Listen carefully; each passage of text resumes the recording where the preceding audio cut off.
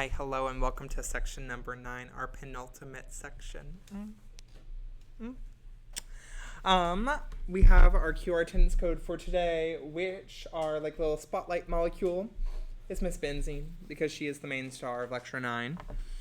I really enjoyed having the one-on-one meetings with everyone. I met with everyone in the class other than like 3 people. So I really enjoyed getting to touch base with y'all. We've already done check-in feedback, practice exams. So I have printed copies if you did not get one in lecture yesterday. They are going to be released digitally on Sunday, and then a third practice exam is going to drop Tuesday morning. The game plan, also there are additional help room hours. So we have normal help room on Monday. I will have some help room hours on Tuesday. Logan will have some Wednesday right after the exam review, or like with like a little 30-minute break in between. But are there any kind of course logistics questions before we talk about the overview for today?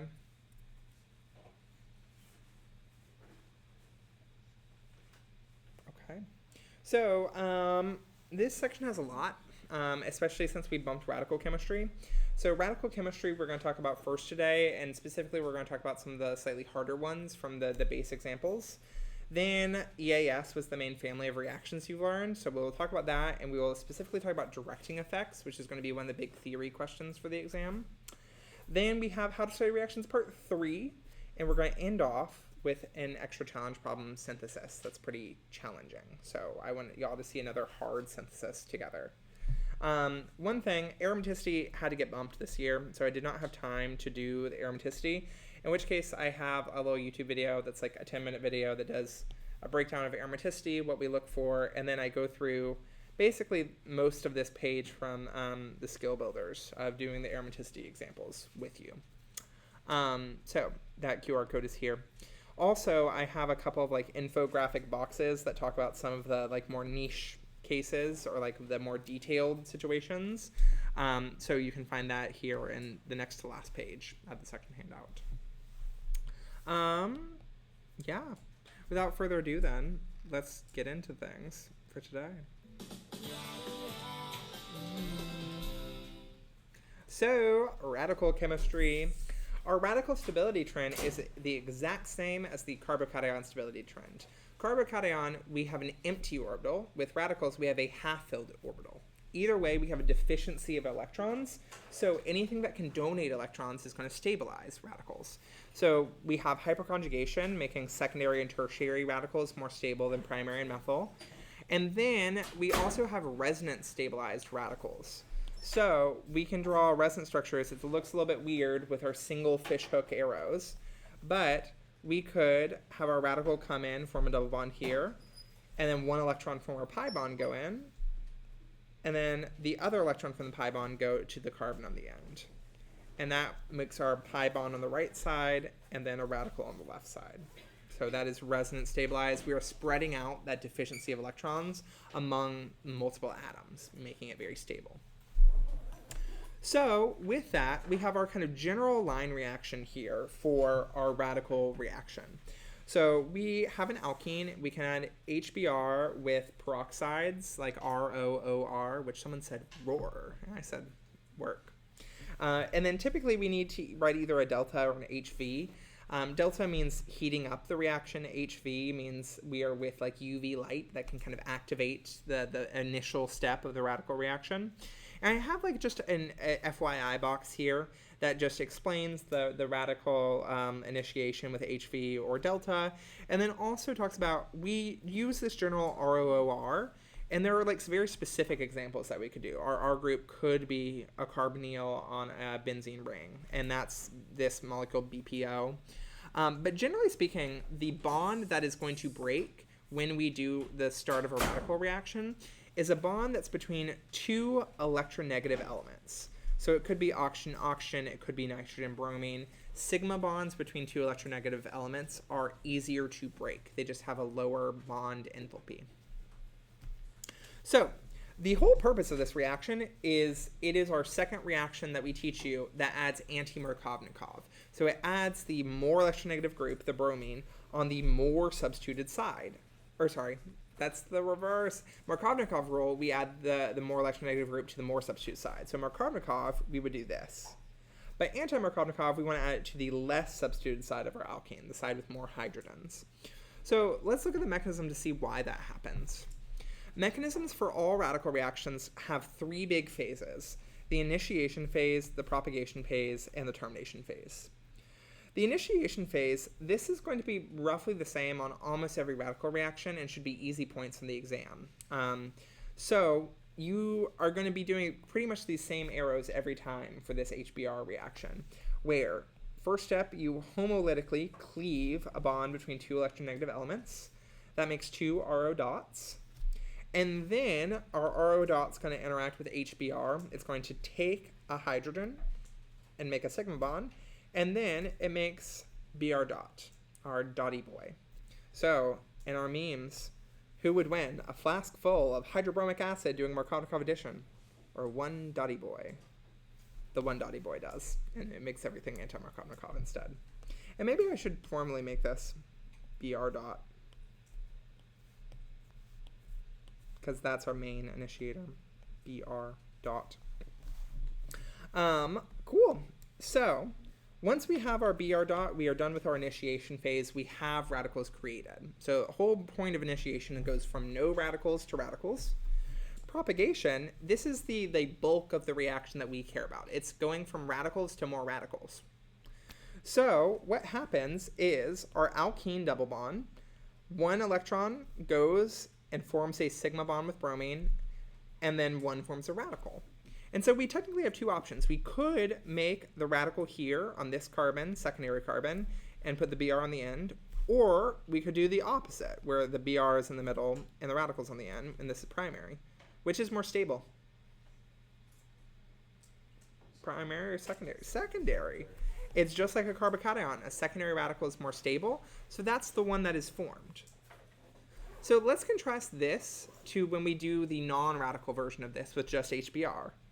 Well, in the first step of attacking HBr, what we're doing is we're adding a hydrogen, and we create a carbocation. And we place the carbocation on the more substituted side, just like we place the radical on the more substituted side.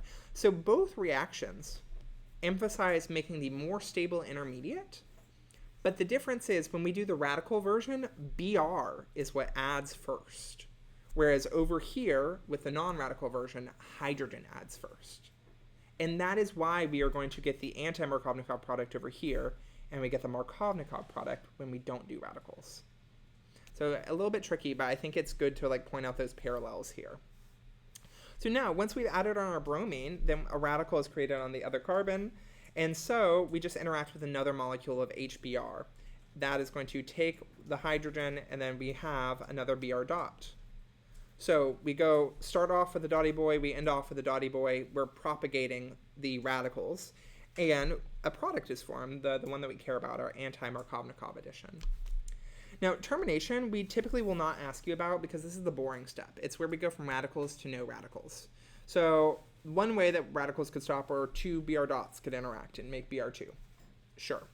But really, any set of radicals that were formed in the reaction could interact. So we could take this intermediate and another Br dot reacts with it, and we get this side product with two bromines. But just think in terms of, I keep wanting to use the phrase economies of scale. Just think HBr is our big solvent for the reaction, is what's in most excess. So it's going to be much more likely for this radical intermediate to interact with HBr than it is to interact with another Br dot. That's more at the kind of catalytic level. Yeah, there are lots of different things that we can do. We typically will not ask you about it. These steps we will ask you, and the initiation step should be just kind of basic regurgitation of arrows. Now, this is the kind of foundational mechanism that we teach you with radicals. But just like carbocations, radicals can do funky things. They can do a lot of different moves in the middle propagation steps. And notably, they can open rings and they can form rings. Now, we do not typically want to use radical reactions in a synthesis. Just because a lot of different things can happen, we want as high yield as we can. But for mechanism questions, we will ask you something that's more tricky than this basic version. And so we're going to walk through two examples of this together, of how to do the trickier versions. One thing I will say about the exam, you'll see on the practice exam, each practice exam, one of the mechanisms is a radical mechanism. And just like DCC, like you are guaranteed to have a DCC synthesis either on exam 2 or the final, and same thing for radicals. It will either be on exam 2 or the final. And I don't know which one it will be right now because I have not written it. But either way, you're going to have to learn it. And so I would say prepare for it now. And then I do hate to say, if we ask you about radicals on exam 2, it will not be on the final. If we ask you about DCC synthesis on exam 2, it will not be on the final. So it helps in that you don't have to think about that. Cool. So tools for doing these harder radical mechanisms. The biggest thing that you can do is you can number your carbons. So typically I number carbons in products, and then I try to map that onto the starting materials. And then once you have numbered your carbons and kind of mapped them onto each other, make a list of bonds that you have to make or break. It is the like go-to strategy to make these easy little games rather than like impossible, how did that happen kind of moments. So listing the bonds that need to be made or broken. And with that, watch out for hidden hydrogens. So like when we did our basic reaction here with HBr and ROR, if we looked at our product and we were trying to figure out what bonds we made, the one that's easy to see is a sigma like carbon bromine bond, but also we made a sigma CH and we just didn't draw that out because we can imply our hydrogens. So when you're making your make or break list, always watch out for those hidden hydrogens. So let's see this in action.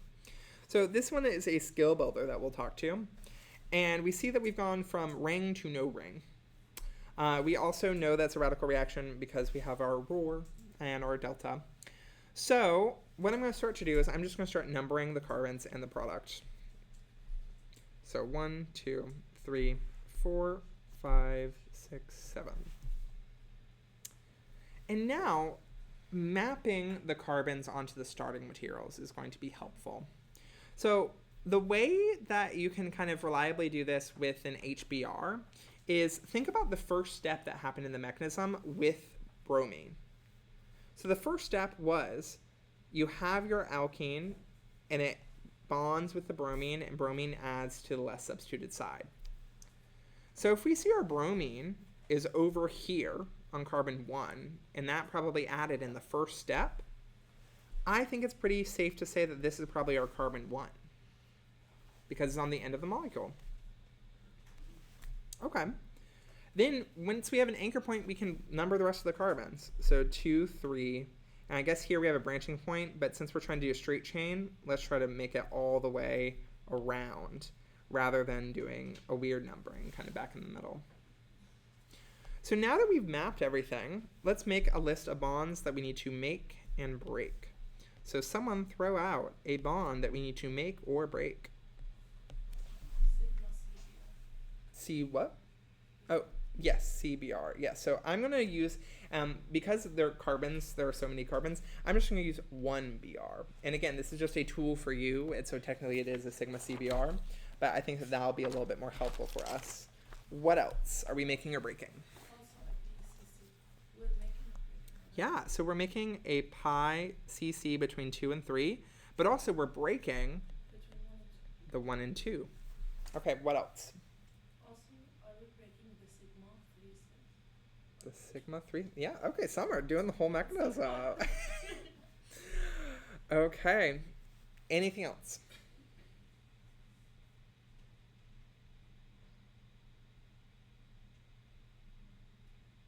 Any hidden hydrogens? At 6. So over here, 6 had 1 hydrogen. Now it has 2 hydrogens. So always just kind of ask yourself, did I add a hydrogen somewhere? So we need to make a 6H sigma bond. So now, with our list of things that we have to do, we are ready to head into this mechanism, and it will be quite easy.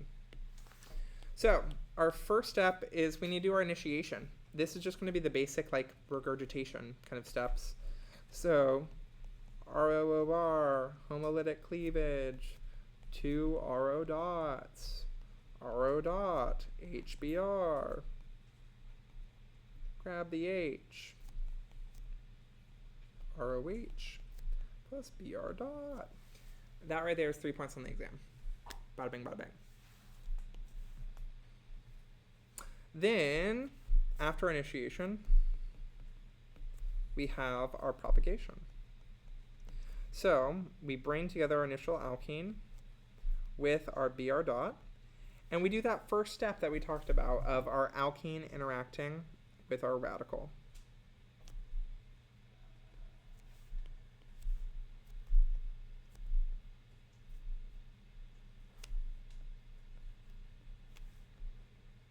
Okay, so with this, we broke our pi 1, 2, we made our 1Br bond,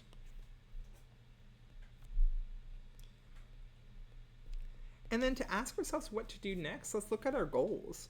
Well, what is the most reactive point on this molecule right now? What atom? Or what carbon? 2, because it has a radical. Which of our goals involve carbon 2? Well, making our pi 2, 3 bond. So let's go ahead and draw one arrow for that. So we know that we need to make a 2, 3 bond. So one electron is probably going to fold in here, make a double bond. And then we need to get another electron from somewhere, right? We need to break a bond to get some electrons. Well, the other bond that we can break is the 3, 6. So let's do that. So 3, 6 donates one electron towards making a double bond over here between 2 and 3. And then the other electron goes on 6.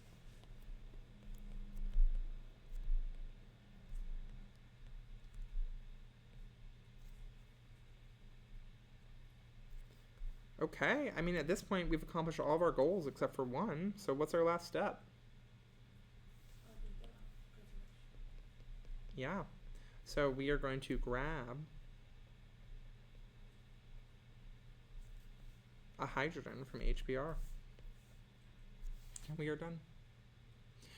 So, do you buy seeing this out now that if you make a make or break list, it's kind of hard to mess it up? Like, the big skills are, 1, can we correctly map starting materials onto products? And then 2, can we follow the steps here with everything? So do we have to show termination? No, and typically we'll say that explicitly on problems of no need to show termination steps. Again, it's kind of the boring part for us. Like, there are a lot of reactions that could happen that terminated, and we don't really care. Yep. So, with that, let's see it in action again with a harder one, with a challenge problem. So, here. First off, how do we know that this is a radical mechanism?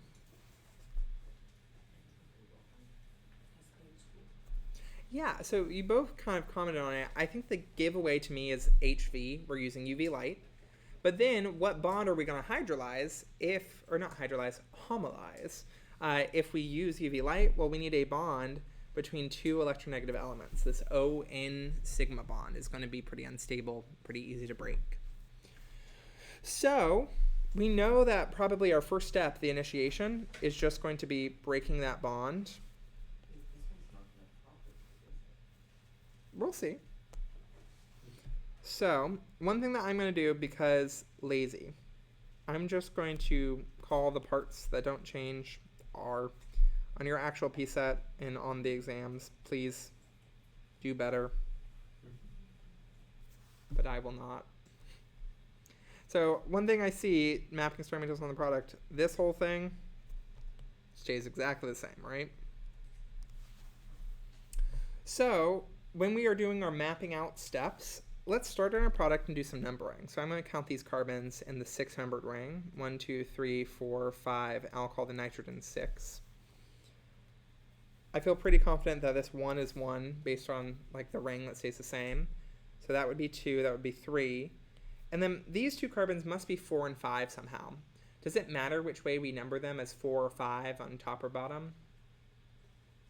It doesn't, because they're symmetric. So no matter how we number it, we are able to get to our product by doing it either way. So I'm just going to do 4, 5. And then the 6th, the nitrogen, I actually won't label because she's just the nitrogen. We don't have any other nitrogens. So let's make our make and break list. Who has a make for me or a break? I'm looking for my big break. NO. Yes. which we have already done. What else? We need to make a pi between the carbon 3 and oxygen. Great. Break a what? 3, 5. Sorry, horrible handwriting. Logan and I both need to take a little handwriting class. So break a sigma 3, 5 bond. Anything else?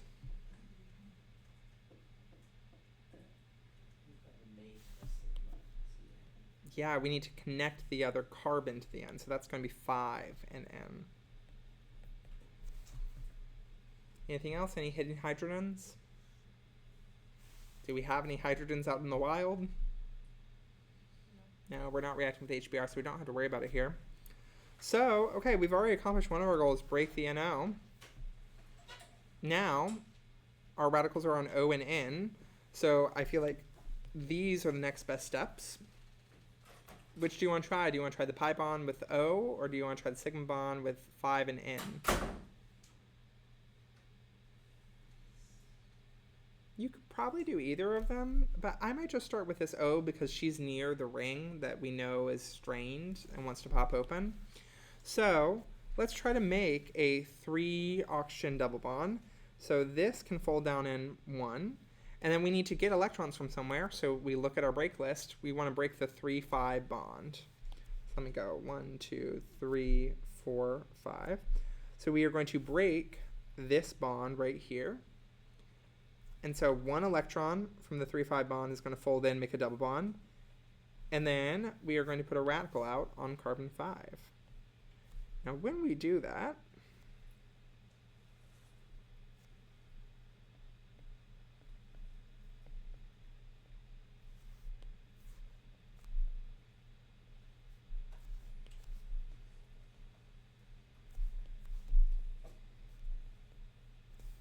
does anything about this give you pause?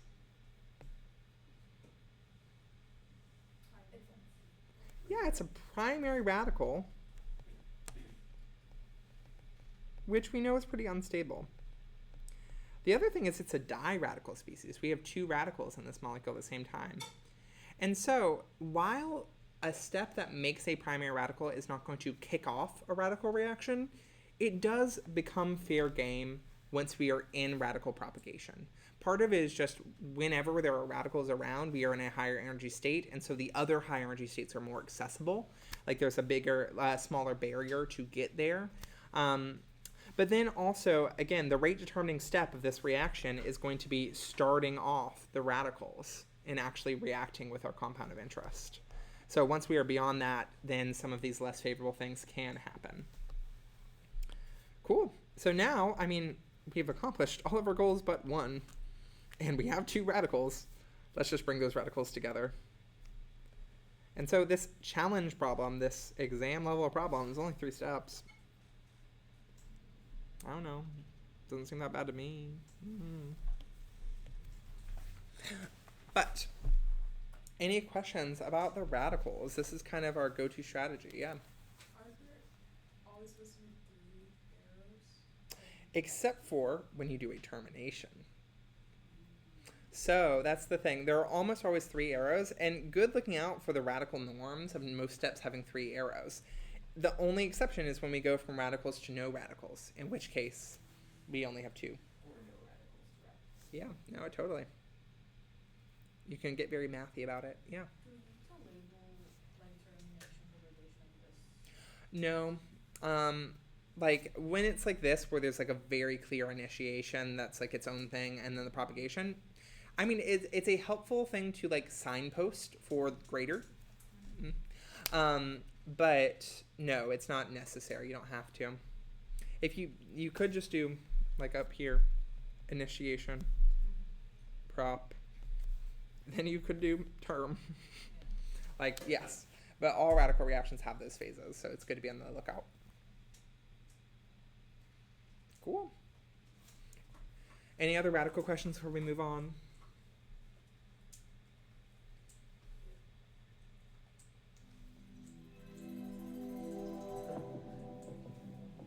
I should have done that leading into the radicals because we're doing kind of stranger rearrangement kind of things with radical stability. Cool. Let's talk about EAS reactions, which maybe just a very brief side note. My place memory with EAS reactions is I did OChem 2 in spring 2016, my senior year of high school, and I remember very distinctly on a Saturday. It was right after Beyonce's Lemonade had come out, and I went to a coffee shop at 7 a.m. and then stayed there until they closed at 10 p.m. And the whole day I listened to Lemonade on repeat, and I did EAS reactions and then this other family of benzene reactions that we don't teach y'all called the NAS reactions. So it forever is associated with Beyonce's Lemonade for me. And also that specific coffee shop. I walk in, I go to that coffee shop somewhat regularly because I tutor students there now. And I'm like, that's the table I was at for 12 hours doing benzene reactions. Here we are. Is Lemonade an album or just a song? Oh, isn't it the album? Yes. Yeah. Oh. Yeah. That was just only one song. No. It was the whole album. Yeah, I got very into that. Mm. Actually, there isn't a song called Lemonade, right? I don't think so. Yeah, it's the whole album. But anyway, so EAS reactions, the purpose of it is to add a chemical group on a benzene. Now, the issue is benzenes are not very reactive. We talked about how they're aromatic, they're super stable. And so, especially if we want benzene to act as a nucleophile, it's like, I'm in my own lane, I'm doing my own thing, why would I go and attack something? What we have to do, our strategy, is we have to make excellent nucleophiles. We have to make nucleophiles that are not self-stable. We need to make nucleophiles in situ, where we combine a couple of reagents and it makes this intermediate electrophile that is just very reactive, so that our benzene will be fine, I'll attack. So once we have a really good electrophile, our EAS mechanism pretty easy. So one of the double bonds in the ring goes and attacks the electrophile. Then in that step, we make a carbocation on the other carbon that's in the double bond, kind of like an alkene reaction. And then there was already a hydrogen where we're trying to add our electrophile. So what we have to do is a little elimination here to make our final product and restore aromaticity. So this is going to be true of every EAS reaction. The only thing that's going to be variations with the mechanism is how you generate your high energy electrophile. And so for our EAS reactions, these are our high energy electrophiles. And each of them has their own special mechanism for how we make them. And I've kind of tried to summarize them and put them all in a box here. Typically, these reactions fall into three families. One family is halogenation. Another family is adding deactivating acids. And a third family is Friedel-Crafts, where we add carbon compounds. Now, I put all of this in a big reaction web at the end of lecture today so that you can see all the ones from lecture. And the thing that's going to be tricky is not only memorizing the reagents, but how the reagents get to the reactive electrophile. So if we do ask a mechanism question on lecture 9 things, then we will expect you to form the reactive electrophile and know the arrows for that. So it does add another layer for the memorization. I'm sorry about that. Which is why I think it's actually especially helpful to think about memorizing what these reactive intermediates are and seeing how they relate to what you end up adding on the molecule. The other thing I want to flag with this, I'm not sure, I was not paying attention, so I don't know if Logan talked about this. Did he talk about reducing an aryl ketone all the way down to an alkane? It might have been at the bottom of a page or something, a very minor note. I'm going to talk about this a little bit more, and in the past we've done more with it. So if we have an aryl ketone and we add NABH4 MeOH, what does that turn it into? It takes a carbonyl to a alcohol. Okay, if we have an alcohol, we have concentrated H2SO4, what does that do? E1 elimination. So we would make a double bond now. And if we have an alkene and we have H2, palladium on carbon, then what becomes of it? We get rid of the double bond. And so it's kind of like we just erase the carbonyl with these three steps. In the past, we have taught a different version of this where you could just do H2 palladium carbon directly to go from an aryl ketone down to a benzene ring. It doesn't work for like other ketones that are not by a benzene ring. But I talked with Logan about it, and he would prefer to do it this way, just because then it's not a new reaction. It's using old reactions that you've seen before. But there are even more ways of reducing aryl ketones that like a typical OChem 2 class would do, like the Wolff-Kishner reduction and the Clemenson. Yeah. There's two places in like the Skilled Yes, that I have not made those edits because Logan and I talked about changing it. Okay, because I was like saw that we went from NADH4 to H2, and I was very confused how we go from alcohol to alkane, and I was like, yes. So yeah, that's the thing. Part of me kind of just wants to tell you this to know and be aware of it, that like some textbooks, like there are organic chemistry textbooks that say you can do this. And then there are some textbooks that are like, you could do that maybe, but like it's not a high yield, and so it's better to do a 3-step route or to use one of the other reactions that we don't teach you. So just be on the lookout for that in the answer key. I might try to edit the answer keys and do it, but Logan and I only talked about this on Tuesday, and so here we are. Yeah. But most of this, we have a lot of like mechanism things that we can do with this, and we also have a lot of like line reaction things that we can do. But one thing that I want to get into some nuance with is talking about Friedel-Crafts alkylation versus acylation. Now, if you were following along on the handout, these structures that I'm drawing here are a little bit different and changed. It's because we've changed a little bit how we talk about Friedel-Crafts alkylation, especially. So Friedel-Crafts alkylation, the way the mechanism works is you have an alkyl halide. The chlorine is going to associate with AlCl3, and it makes it a really good leaving group. And one way that you can do it is in SN1 style, where the leaving group just leaves and we have a carbocation. Another way that you could do it, and this way that's kind of listed on the paper, is like an SN1 like route. So I'll write, this is kind of our SN1 strategy where we do carbocations. The other route is we could have our nucleophile benzene ring attack and then kick off our leaving group, and this is our SN2 like route. And so to think about what's good for SN1 versus SN2, we have to be thinking about our like carbocation stability, we have to think about rearrangements, we have to think about sterics, all the things from like lecture 6. So let's talk about some issues with this. So first up, let's say we want to we want to do this reaction, essentially. Well, first thing, if we associate with our AlCl3, this gets a minus, this chlorine gets a plus. Does this look like it's going to be a better candidate for SN1 or SN2? So, this is primary, secondary, or tertiary? Primary, right? And so, it seems like it's going to be SN2, right? Because SN1, it would be unstable carbocation. So I'm going to write SN1, unstable carbocation. So we are likely thinking SN2. And SN2, it would look like this, right? And we would kick off a Cl. So from there, we could get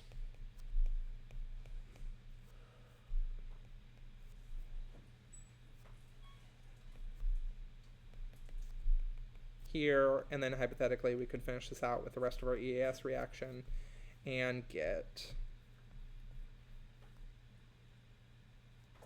Oh, I've deleted a carbon. I've done a very common mistake, and so this was very intentional so that we can flag it. Do you see how this is 1, 2, 3, 4 carbons? And then when I drew it here, I only drew 1, 2, 3. Really, really common mistake of people adding or subtracting carbons on Friedel-Crafts. And by people, I do mean me, pull. So that is what it should actually look like. And then our final product, once we restore the aromaticity, would look like this. But now, what if I told you we did this route, and this route actually gets really low yield? Why do you think that this gets low yield? Because we have beta branching. So, are you talking about down here? No, your final product. You're fine. again, a very intentional mistake to flag common issues that we see on exams. Is that right? 1, 2, 3, 4. Thank you. Thank you. See, I'm thrown by having a typo in my notes. Like, so far, up until this point, I've only had really one typo. And then today, all the typos. But why do we get a low yield here? Well, it's because even though this is primary, we have beta branching beside it. And so, like, this is not going to be really sterically as accessible as another primary if it was just a straight chain for a primary. So this is not really a great pathway.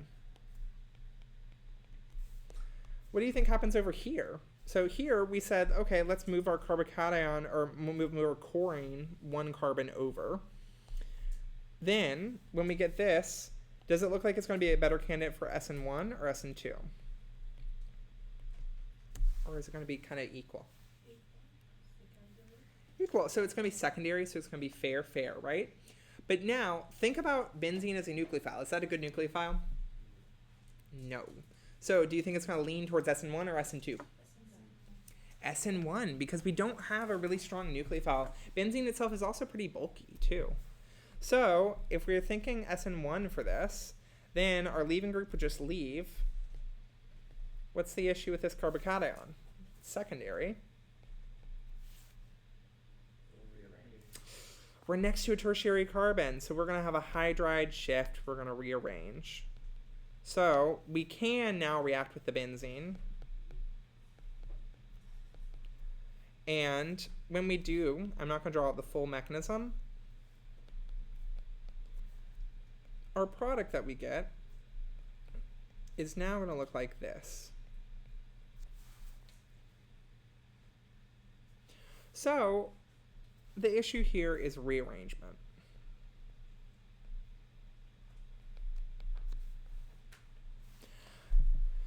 So the whole purpose of this is to be like, alkylations are a little bit messy. Like, they have these like roadblocks, things to like look out for that can make our synthesis routes and our mechanisms a little bit harder. So what if we wanted to form this product from the first one? We wanted no rearrangements. We wanted to get a really high yield. Well, the way we would do that is we would do the Friedel-Crafts acylation instead. So when you have an acylation, you don't have the opportunity for rearrangements and really anywhere near the same levels. So if you did your NaBH4, MEOH, followed by conc, H2SO4, followed by H2, palladium on carbon, it is more work. It's more steps, but you take out a lot of the guesswork here. And this we could have made from our benzene ring. And how do we get what the acyl group we should have added is? So for the Friedel-Crafts acylation, all that we are doing is we're starting with an alkyl halide here. Not alkyl halide, sorry, acid chloride. So with the acid chloride, in order to get what that looks like, all you do is chop off on the end and add a chlorine onto the carbonyl side. So we could have done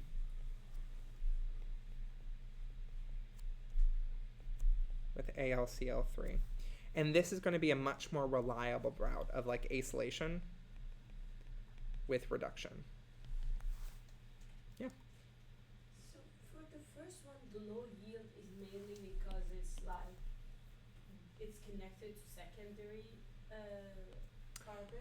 Yeah, so this is what we talked about when we talked about substitution elimination of beta branching, where like this is the alpha carbon, this is the beta carbon. And so because there's branching at the beta carbon, it's actually not as accessible as a primary. It's going to be a little bit less accessible, closer to a secondary or tertiary. Yeah. Really like secondary minus, somewhere in there. But again, the whole point of it is alkylations can be messy. And it's not going to be that we completely avoid it. It's going to be watch out for the messy. Like, we could easily ask like a theory question that has to engage with carbocation rearrangements around this. Like, it is something to deal with, and you have to use all of the things that you know about these molecules and how they react. So then, if we're thinking about to alkylate or acylate, let's kind of start with this bottom example down here. So with the bottom example, if we were to do it in alkylation, what we would have is we could disconnect this, and that would be our alkyl halide that we would use. Would that be a good candidate for SN1 or SN2? It's kind of fair for both, but remember, because it's fair and benzene's a bad nucleophile, this could be a good SN1 candidate. And so our carbocation would look like this, right? So that seems like a good option that we could do. We could do alkylation pretty easily. There's no other rearrangement, pretty high yield. Then for acylation, if we thought backwards, well, we would have to have a carbonyl on that carbon. Is that legal?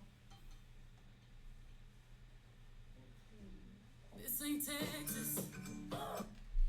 We have carbon with 5 bonds, so this just won't work. Bloop. So this is one where we could have only added this through alkylation. But then for all the other ones, acylation is an option.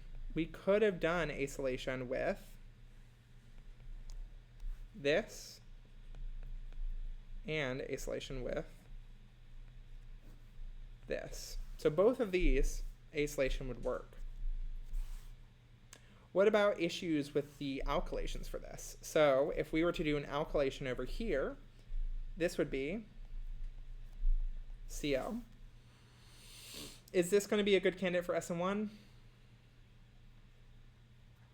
We would make a primary carbocation. The carbocation could rearrange, so not good for SN1. SN2, it could potentially do, but we have beta branching. So not great. So this is one where you would preferentially want to do the acylation version. And then this first one up here, our alkyl halide would look like this. This one's going to be a good option for SN2 because we are primary and we have no branching. So again, there's just a lot to think about in this of like different ways that we could approach it. And so that's the one kind of piece of detail I want to go into a little bit more. Cool. So that's all I'm really going to talk about the EAS reactions. And then we have like the kind of theory things of, well, if we have more than one thing on a ring, we have to deal with directing effects, activation, and all of that. And that's going to be a page of your exam. So let's transition to that.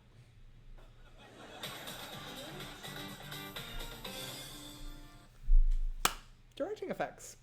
So we have this relative position nomenclature here, where if we call one position on a benzene the R group, then we call the positions right next to it ortho, the position opposite it para, and then the ones in the middle of that meta.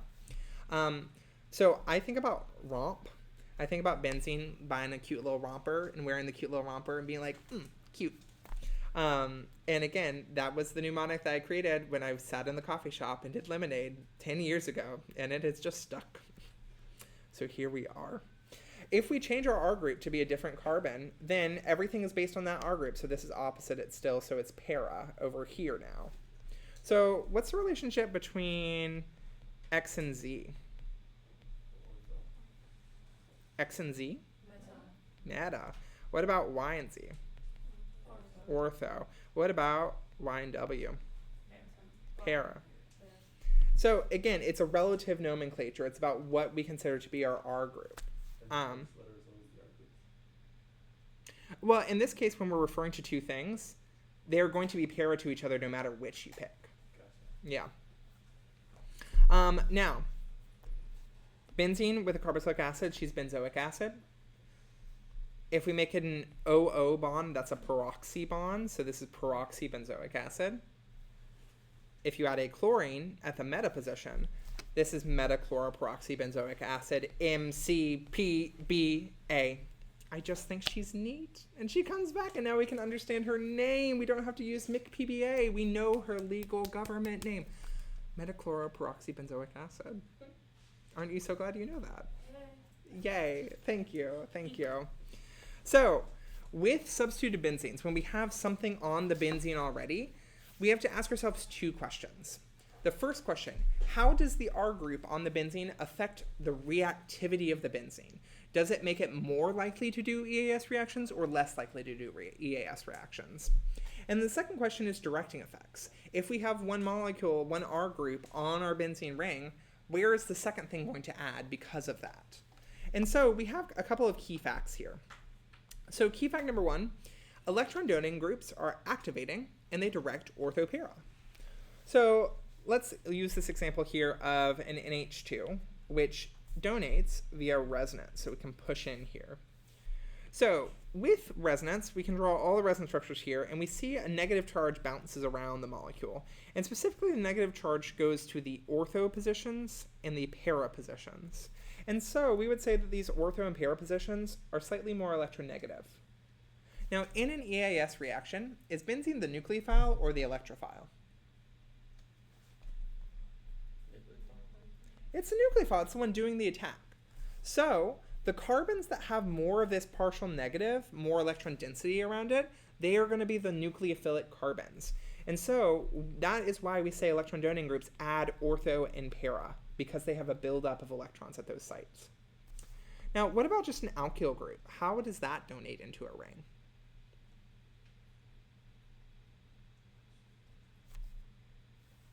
Think stabilization of carbocations. There, hyperconjugation. So alkanes are still weakly activating and will direct ortho-para. Now, between the ortho and para position, it's going to be kind of a toss-up. So if you have a smaller R group here, then you just have more options for ortho. You have 2 options for ortho, 1 option for para. And so ortho could be favored here, where like 61% versus 39% para. Versus, if you have a bulky group as your R group, then that's going to highly favor the para position over the ortho position, just because sterics, you don't want things to like clash. Generally speaking, for our class, we don't get super into the steric side of it. And so, like, for the most part, you won't need to worry about it, especially in a line reaction or like synthesis. We'll let you do whichever one you want. Second key fact, electron withdrawing groups are deactivating and direct meta. So with this, if we have something like a carbonyl outside the ring, we can take electrons out of our ring. And now what we have bouncing around is a carbocation at the ortho and para positions. So this is a little bit weird, but if these 3 positions have partial positives, then relatively speaking, the meta position is slightly more electronegative. And it's just because it doesn't have something actively taking electron density away from it. It's not actually partial negative. It's just relatively speaking more negative than the others. And so that's why electron withdrawing groups are going to be meta-directing. Those are going to be our nucleophilic sites. Now, we could also have withdrawing if we have a positive charge on an element right outside the ring. In which case, how does this withdraw electrons? Say again? Induction. So remember, a positive formal charge is roughly equivalent to something becoming very electronegative. It says, give me all the electrons now. And in any of its single bonds, it tugs way harder on it. And so that's going to withdraw electron density from the ring. The other thing is that there are some groups that can be so deactivating. Deactivating meaning it makes the reaction go slower. So if we are pulling electrons out of our benzene ring, the benzene ring itself is not going to be as good of a nucleophile. It's not going to want to attack things as much because you're withdrawing electrons from your nucleophile. So the nitro and sulfonic acid groups are so deactivating that we generally say that they shut down Friedel-Crafts reactions. It could still do bromination, still do the other things, but Friedel-Crafts are shut down. I think Logan said only nitro shuts it down in a lecture, but these are like really similar in reactivity, and so I've seen like other textbooks say either one. I don't think that'll cause any issues on the problem set. Typically, when we are like making you think about this, we're making you think about nitro groups, but it is similar with sulfonic acid groups. So I've kind of organized all this into a little Yossified chart for you, which is just a kind of color-coded version. And what we see is all of our donating groups, electron donating groups here, are going to be activators, so they are going to react faster than just benzene, and they're going to be ortho-para directors. So these are molecules, our strong activators have a lone pair. Our moderate activators have a lone pair, but they have split resonance. So it could donate into the ring, or it could donate into a carbonyl on the other side. So it's less good of a donor, but still a good donor. And then weak activators would be our alkyl groups. Then our deactivating groups are halides, carbonyls or our nitrosulfonic acid or positive charge on an element. Those are going to be our deactivators. And we see that these moderate and strong deactivators are meta-directors, which is what we said in our key idea, that if we have an electron withdrawing group, it's going to be deactivating, it's going to react slower, and it's going to be meta-directors. Our one exception are the halogens. So halogens, they are going to be electron withdrawing via induction, and they're going to be electron donating via resonance. So with this, does this seem like a stable resonance structure? We put a positive charge on a fluorine.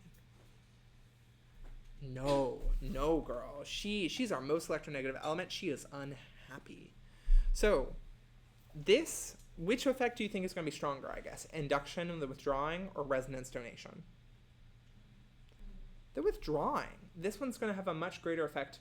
And so that's why we say the halogens are deactivating, because they majority withdraw electrons. But directing effects are really controlled by resonance. So even if there is really crappy resonance, like this is not a good resonance structure, it is resonance that is happening. And so it is still going to direct orthopara because there is resonance donation. And so to this I say fluorine.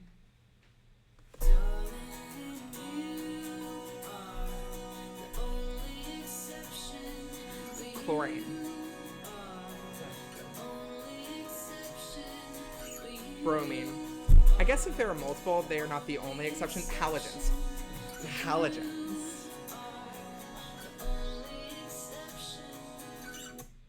So that's all that we really need to be aware of for things that can trip us up with this.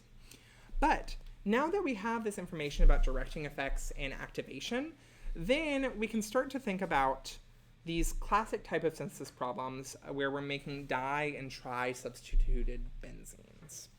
So with this, I have another typo, which is that your product over here should have a carbonyl in it. In the past, I intentionally left no carbonyl, and I was like, oh, we're going to do it via acylation versus alkylation. And then I'm just like, no, let's just make our target acylation, and then it becomes easier to think about. So with this, we were adding 3 things. And so just probability-wise, we can get 6 possible options for the order in which to add the 3 things. We have 3 options for the first thing, 2 options for the second thing, 1 option for the last one. And so very quickly, let's just go through all of them. So first off, if we add our acyl group first, is this going to be orthopara or meta-directing? Meta-directing. And that's because it's an electron withdrawing group. So if then we try to add our bromine, does this add where we want it to add? Yes, we have to worry a little bit less about the deactivation. It's only really going to affect when we do acylation, but we'll see it come back in a minute. So here, do we add our nitro group where we want it to be at the meta position? Yeah, so this thing, if it directs meta, it's directing here or here, right? We skip one and then go one over. And so this goes to the right spot, so we could do this. But then, what are our directing effects on this molecule? So with our NO2, it directs meta to it, so over here. And then the other meta position is blocked over here. And then our acyl group, it's going to direct meta to it. So it's going to direct this position. Is that where we want our bromine to be? No. So we see that the directing effects don't line up for this. Can we just say that the NO2 just doesn't allow for anything else to be added? No, because it only shuts down acylation. Oh. You can have an NO2 and still brominate. You can still add a sulfonic group. You can do anything but the Friedel-Crafts reaction. Yeah, and it's because for the Friedel-Crafts, you do need it to be a slightly better nucleophile than in other situations. Yeah. So then if you add your NO2 group first, and at some point you had to add an acyl group after it, that's our deactivation argument. So this is never going to happen. We could never add an acyl group, Friedel-Crafts, after we already have a nitro group. Are you allowed to do Friedel-Crafts alkylation? No, neither Friedel-Crafts. Yeah. So sulfonic acid groups and nitro groups shut down all Friedel-Crafts reactions. But that is the only thing they shut down. We could still hypothetically do brominations, everything else. So this means we can't add them first. Yes. Yes, Okay, if I'm second. we had to do an acyl. If this was like a chlorine or something, blah, blah, blah, then you could add it first. You just have to check all the directing effects. But generally speaking, one of the highlights from doing all this is you want to add your most deactivating group at the end, especially if it's a nitro group. So let's try adding the bromine first. Well, if we add our bromine first, what is its direction? Orthopara or meta?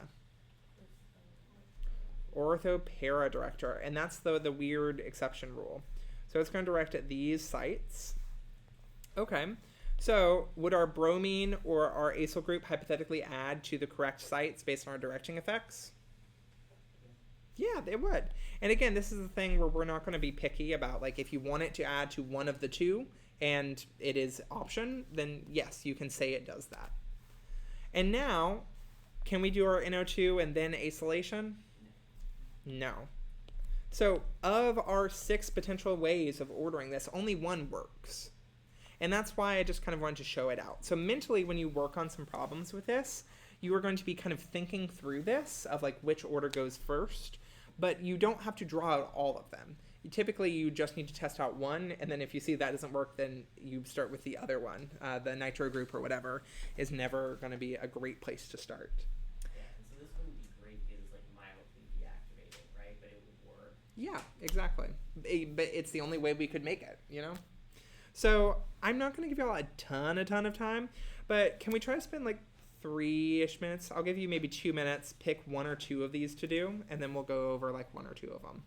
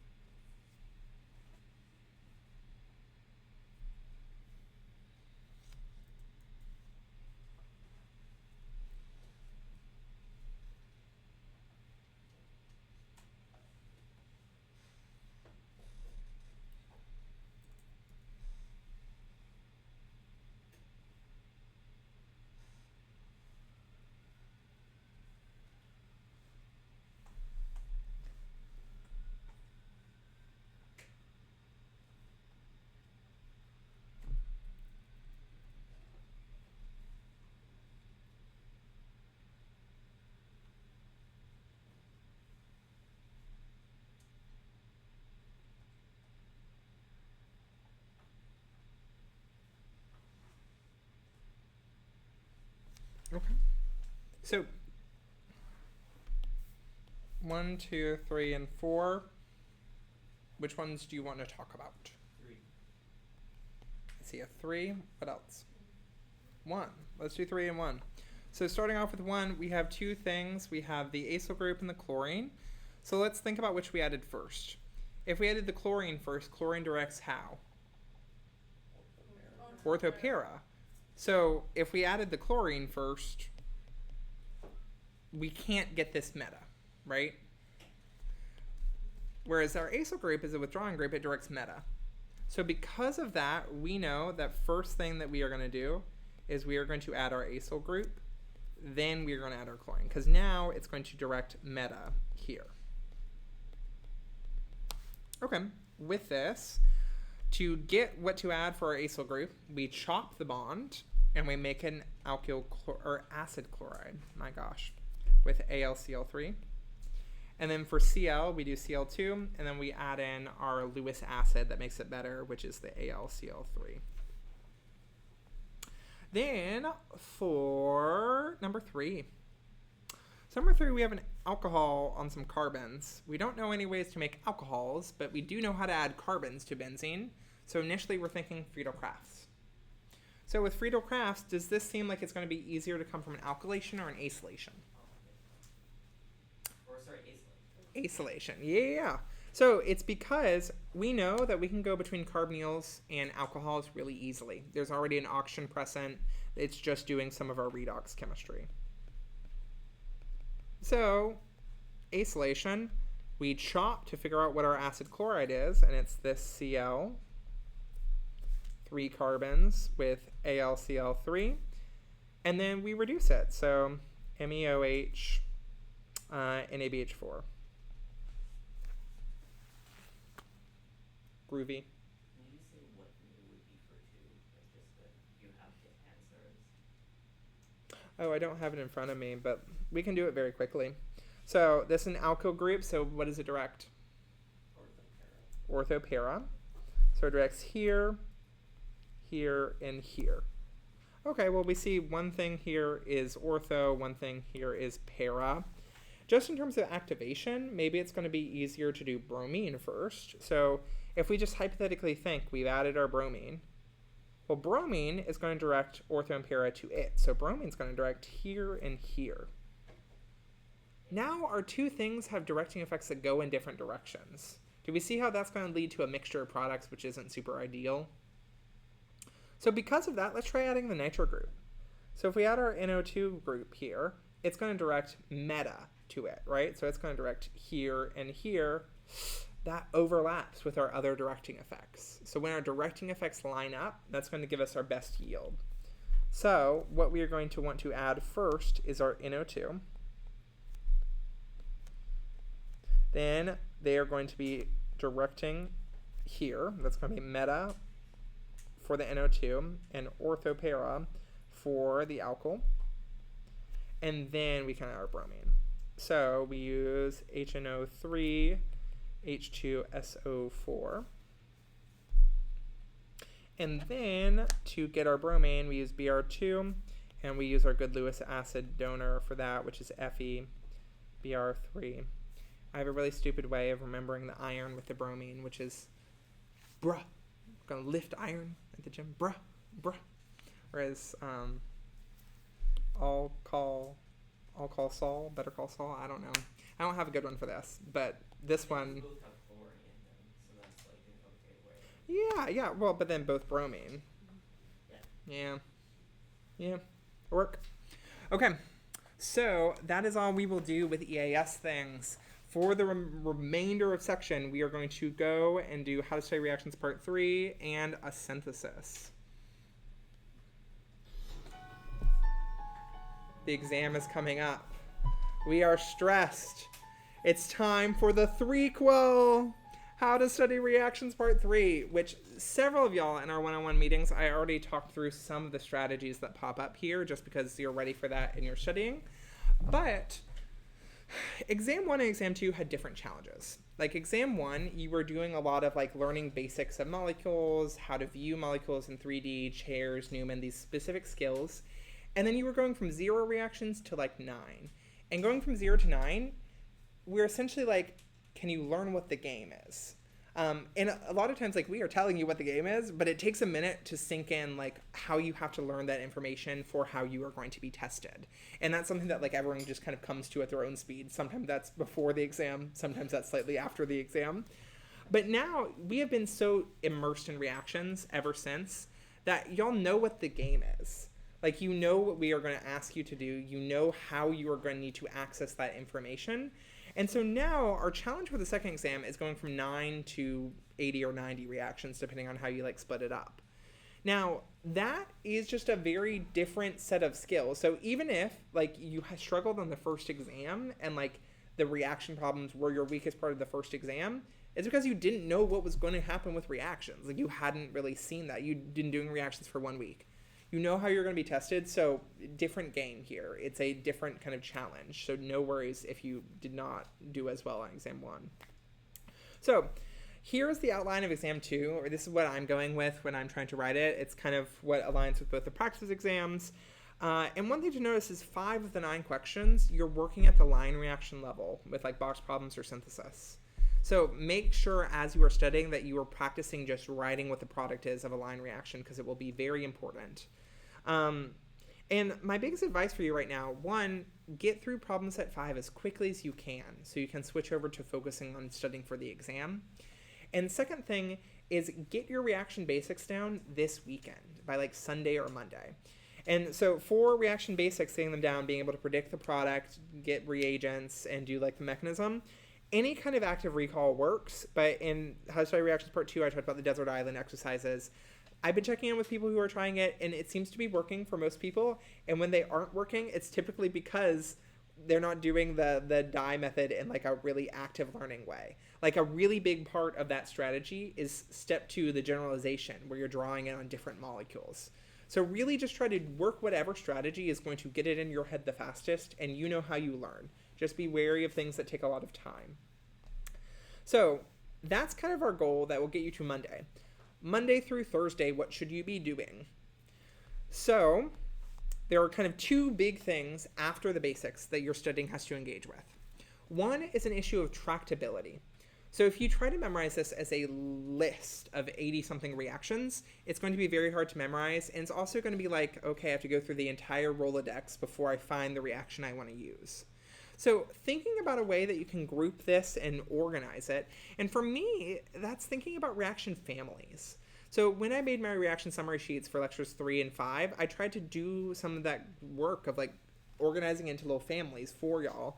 And then as I'm like going through and like starting to write exam questions, like just what I wrote down were, okay, we have like 14 families or so of reactions, which it's a lot easier to think about conceptually, okay, I have to get to know 14 families than, oh, this is like 90 reactions. And you can start grouping them together.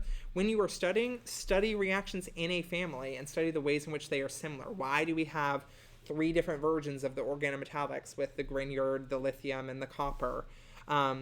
Within the alkenes, what are the little subfamilies? What are the cousins? What are the like main like core nuclear family? What is like the like extended relatives that we don't see that are a little weird? I think it just gives you a good framework for organizing your toolbox. And yes, if you want to take a picture of this, you can. Some people asked to take a picture of it in the first one, just because I didn't write it out. I should put it on the exam thing going forward. But not the iPads. I fear. So, tractability. Do something to engage with organization. Reaction families. Also kind of like study sheets. It takes a long time to make, but study sheets, if you organize them into families or use colors or something, that can help with the organization, tractability. Second thing is integration. So right now y'all are getting good at thinking I'm in lecture 9 mode, I'm in lecture 8 mode, I'm in lecture 3 mode, but then I'm intentionally trying to write syntheses that include as many lectures as possible. Like, we want you to be thinking, how do reactions from lecture 3 intersect with reactions from lecture 9 and vice versa, and all of them. And so I'm going to talk about 3 more strategies to look at as you're studying once you have the basics down and you're thinking about how to integrate all of this. So 1, the nature walk. Pick a small molecule and just be like, okay, what can I turn this into? So alcohol, I want to make it a leaving group. I'm going to make it a tosyl. I need TSCl, and then I think I also need pyridine for that, right? Cool. So then, once I have a tosyl, it's a good leaving group. What if I did NaCN, I did a substitution? Okay. Nitro. Oh no. We are good. Second time this summer. Sorry. So we have a nitrile. One of the only reactions we learned of that was we could hydrolyze it, H3O plus, and then it becomes carboxylic acid. Carboxylic acid, now I'm in CADS, so I could do, like, form an amide. NH3 and DCC. Or I could have gone here, I could have done redox, so I could have done... I'm just going to write LAH as an abbreviation for step 1, lithium hydride E220, step 2, H plus workup. You're not allowed to do that on exams, but just to make things move faster. And then just see where you go with it. So one thing I like about it is it gets you thinking, okay, how can I turn this functional group into another functional group? And it's a way to test yourself on reagents. So that's one good thing. Another good thing is it gets you into more of a creative space for reactions, which is more enjoyable and like builds confidence more than being in the fear space of reactions, which I do fear most of you are in the fear space with reactions right now, which happens. The second thing is, do y'all have friends? Particularly friends in this class. They would need to know organic chemistry. But you can't really look outside this class for synthesis problems because every organic chemistry class uses whatever their set of reactions are to make synthesis. And so really between any organic chemistry class, it's really hard to find syntheses, but especially because Harvard does it in a weird order. So if you can't go out and buy them, make them at home. What you do, get together with friends, say, hey, we are holding a little seance Monday night. On Monday night, everyone brings 2 synthesis questions that they wrote. And you could be like, okay, we want to try shorter synthesis. Everyone does 6 steps. Or we can do like 8 or 10 step.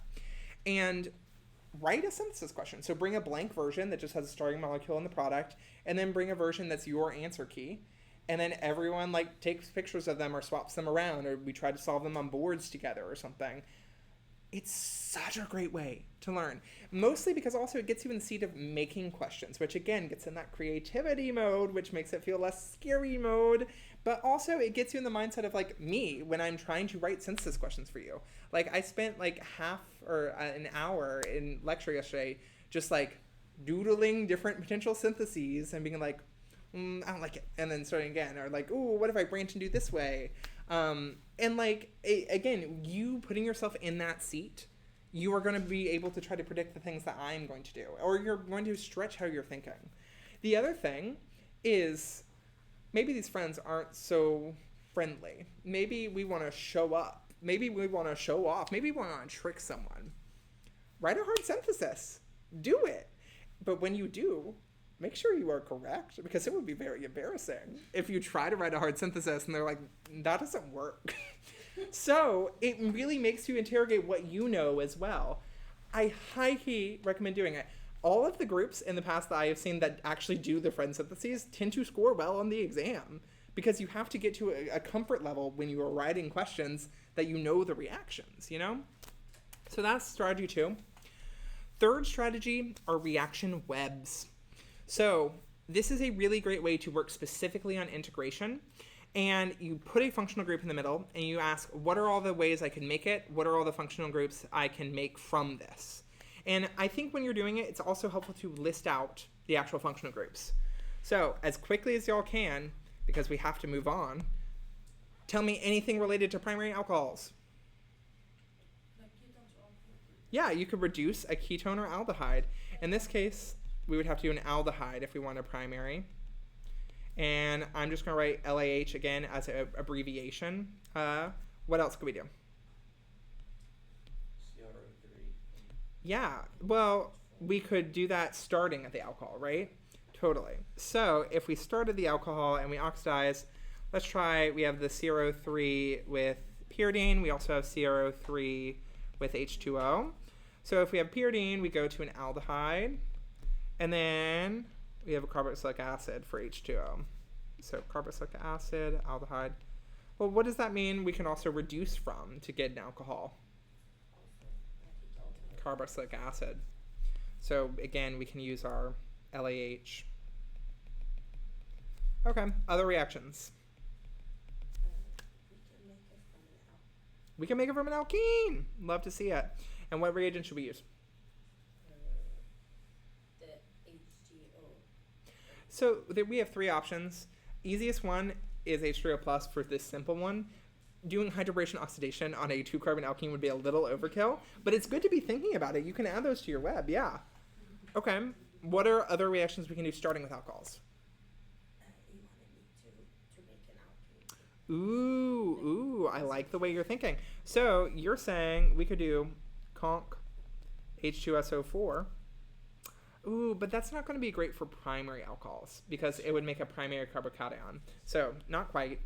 But what are other reactions that we learned that start with alcohols? Leaving group. We have 3 leaving groups. So we can make it OTS, we can make it a BR, we can make it a chlorine. So TSCl and pyridine. What are our other reagents for BR? PBr3. And then Cl? SOCl2 with pyridine. So now we have like alk halides. We have tosyl. And then from here, we could even think about like, oh, okay, we could do an elimination. So Naomi could come out. We could do that. Then other reactions, these are the ones that students don't think about all the time.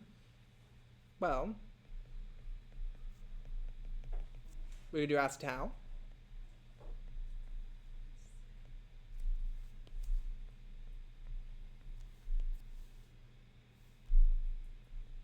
If we have carboxylic acid and H+, what could we make?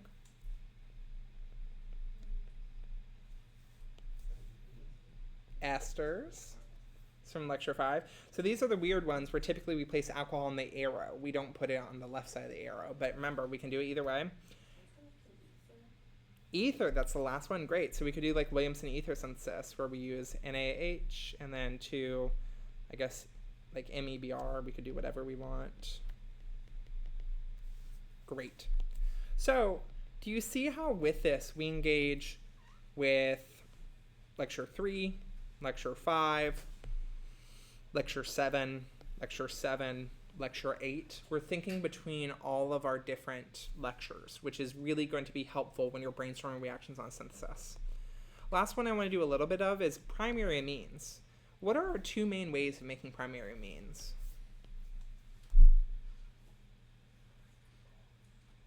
Lecture 5.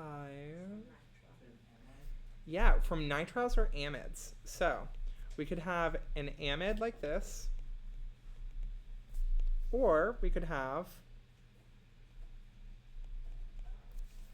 methyl nitrile, I guess. And in both cases, with our nitrile, we could use lithium aluminum hydride with the acid workup and get to our primary amines. We could technically also hydrolyze an amine if we really want to be technical about all the ways. But let's let this lead us into our hard synthesis that we're going to do in the last 10-ish minutes or so. In 11 steps or fewer, produce the product from the starting materials. Woof. Woof. What functional group do you have in the starting material? Alkene. What functional group do we have in the product? Primary amines. And we just talked about the only 2 ways that we know to make primary amines. So I want to give you a couple minutes to do some analysis. In this analysis, do things like brainstorm what you can do with these functional groups.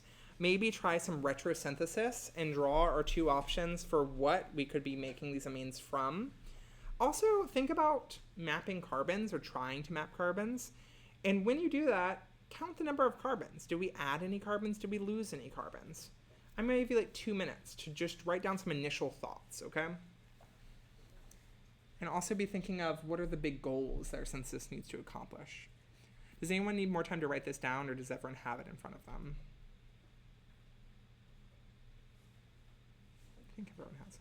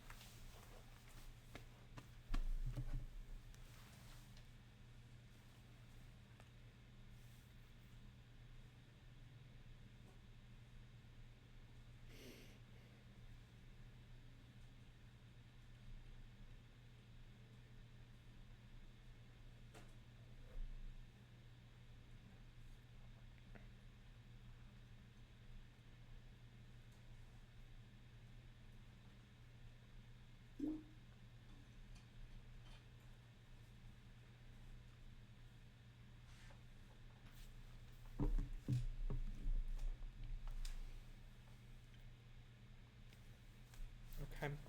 I think that has been around 2 minutes. So, really at this point, we should not have a strong idea of what's going on, but we should have at least identified a few issues. So one issue, we only had 6 carbons in our starting material, but we have 8 carbons in the product. So we know we are going to have to add 2 carbons. So making carbon-carbon bonds, we only know a few ways of doing that in the course. What are some options for that? Like NGVL, Yeah, so we could use like Grignard, like organometallics. Yeah, what else? the written. We could use the Wittig. Love a Wittig. What else could we do to make carbon-carbon bonds?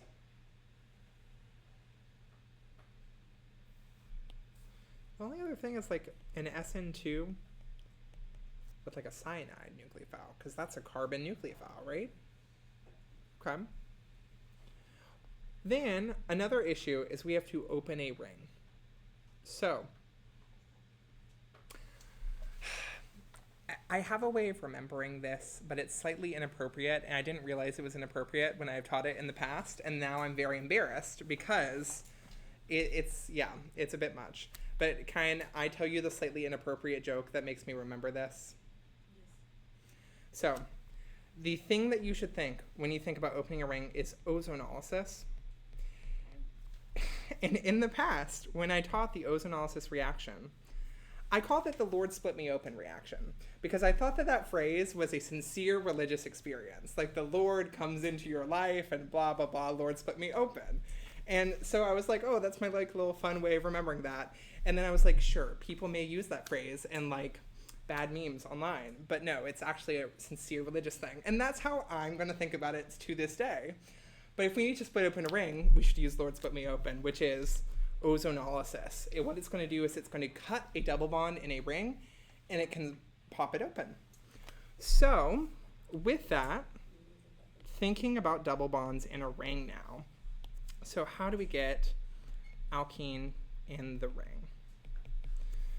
Then the other thing, we need to add 2 nitrogens. So since we have primary amines in the end, we know that it either came from the nitrile version or the amide version.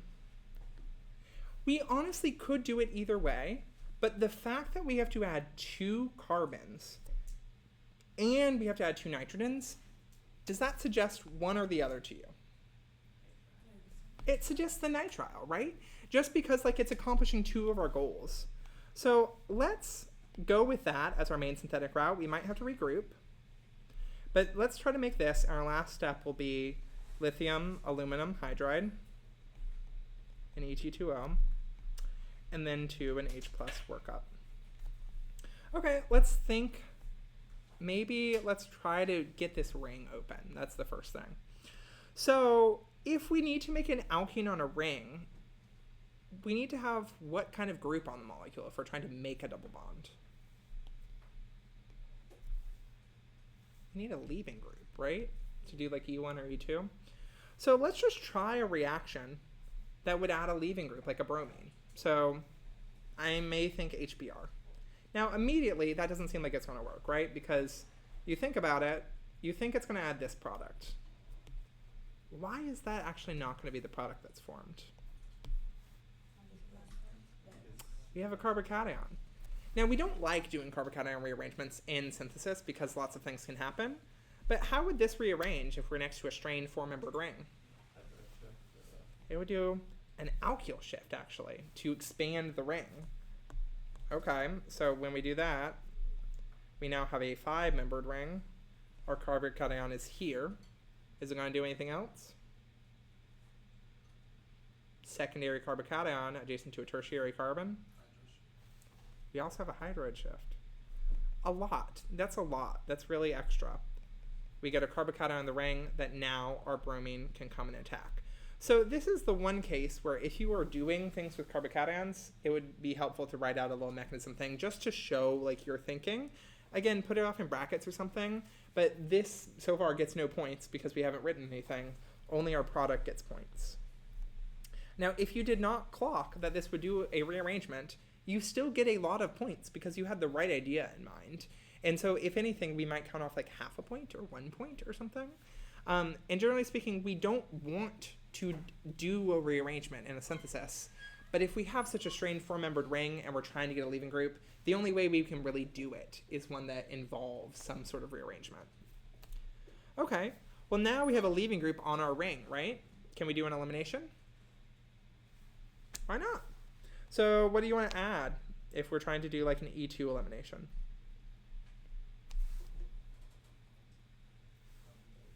A base. My favorite base is Naomi. Okay. Are we ready to split open the ring? I think so. We have a double bond on our ring. So let's do our ozonolysis. First step is O3. Second step, we have two options. We could either use the reductive DMS or the oxidative H2O2. You could probably do it either way. I'm just going to do the DMS.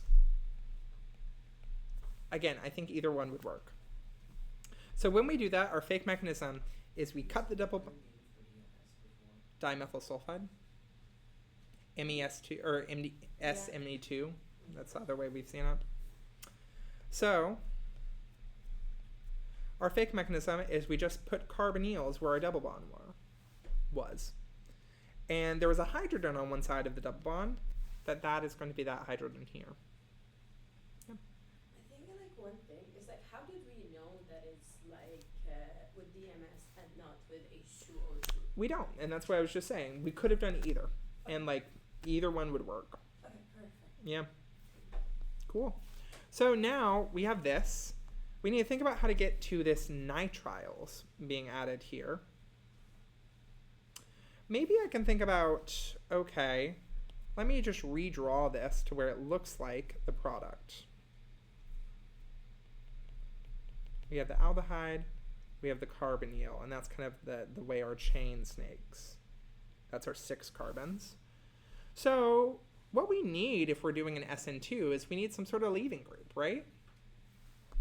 Let's go backwards from here. Well, what is a leaving group that we like? You can pick whatever your favorite is. Bromine, chlorine, sure. Okay, we have a leaving group. And then this is the step where we got NaCN, right? That does our SN2. So now, how do we get from carbonyls to chlorines? Well, we don't know any reactions that does that directly. But we can make chlorines, alkyl chlorines, from either alkenes or from what? Alcohols. So, thinking through this one, if we had an OH at each of these sites, then we could have used our SOCl2 and pyridine, and that would get us to our chlorine. And then how do we go from ketones or aldehydes to alcohols? Yeah, we do one of our reduction strategies. So we could do NABH4, MeOH. And just like that, we have meta in the middle. And our synthesis is 1, 2, 3, 4, 5, 6, 7, 8, 9. 9-step synthesis. And just on first inspection, this thing looks kind of impossible. Like, it looks like a really crazy transformation to go from this little guy into this, like, whoa. But do you see how our analysis led us to the big issues that we were trying to accomplish? And then once we had our issues, our knowledge of the reactions guides us where to go. Opening a ring, ozonolysis, making carbon-carbon bonds, we have kind of 3 options. And so that's where doing your kind of reaction webs, knowing your basics, is going to allow you to do this kind of higher order thinking in synthesis. That is all I have for you. Thank you for coming to section. Good luck studying this weekend. I'm going to be thinking of you all, especially as I'm writing the exam.